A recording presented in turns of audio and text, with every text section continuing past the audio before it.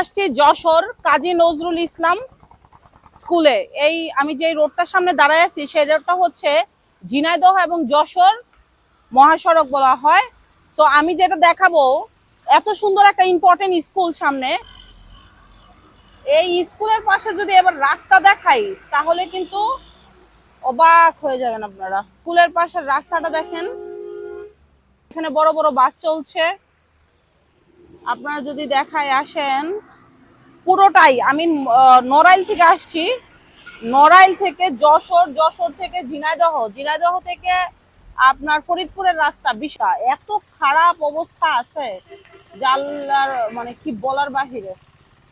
দেখছেন মানুষের কিন্তু একটা দুর্ভোগ। এক কথা খুবই খারাপ রাস্তা ছিল। আমি নিজে ড্রাইভ করেছি। এত অসম্ভব খারাপ রাস্তা যে গাড়ি নিয়ে গেলে যে কোনো ঝুঁকি হতে পারে। এখানে বড় বড় বাস চলে, ডিস্ট্রিক্ট ট্রাক চলে, বুঝতে পারছেন। তো রাস্তার অবস্থা বেগতিক খারাপ। আর এটা যদি রাতে হয় তাহলে যে কোনো দুর্ঘটনার শিকার হতে পারে মানুষ এবং বাসের যাত্রীরা অথবা অন্য কিছু।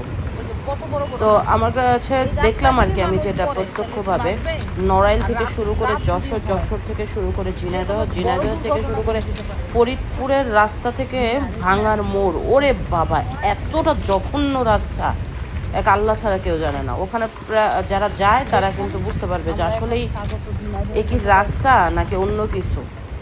তো কর্তৃপক্ষের দৃষ্টি আকর্ষণ করে বলতে চাই যে এই রাস্তাগুলি অবিলম্বে ভালো করা হোক। অন্যথায় আসলে এই রাস্তার যোগাযোগ ব্যবস্থা খারাপ হলে অনেক কিছুই খারাপ হয়, এক দুর্ঘটনা হয়ে যায় বড় ধরনের।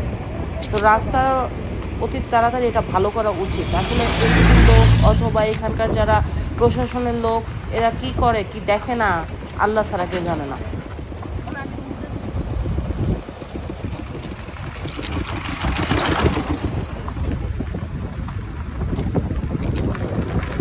এই রাস্তাটা কিন্তু 1 কিলোমিটার, 2 কিলোমিটার, 10 কিলোমিটার খারাপ না। আপনার নড়াইল থেকে শুরু করে পুরো যশোরের রাস্তাটা খারাপ, ভাঙা ভাঙা। নড়াইলের তুলনায় যশোর থেকে আবার ঝিনাইদহের রোডের এর চেয়ে অনেক বেশি খারাপ পুরোটাই।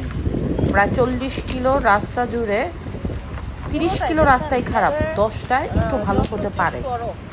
এর থেকেও জঘন্য খারাপ হচ্ছে ফরিদপুরের মোড় থেকে ভাঙার রাস্তা পর্যন্ত। কি সাংঘাতিক রাস্তা, বড় বড় গর্ত, ডেঞ্জারাস অবস্থা। তো এটা রাতে হলে যে কোনো বড় ধরনের অ্যাক্সিডেন্ট হয়ে যেতে পারে এবং বাসের চাকা খালি করে যেতে পারে। ট্রাকগুলি অনেক সময় লোড থাকে, বড় দুর্ঘটনা হতে পারে। সাইকেলগুলি যায় ওখান দিয়ে, দেখলাম ছোটো ছোটো অটোরিকশা যায়।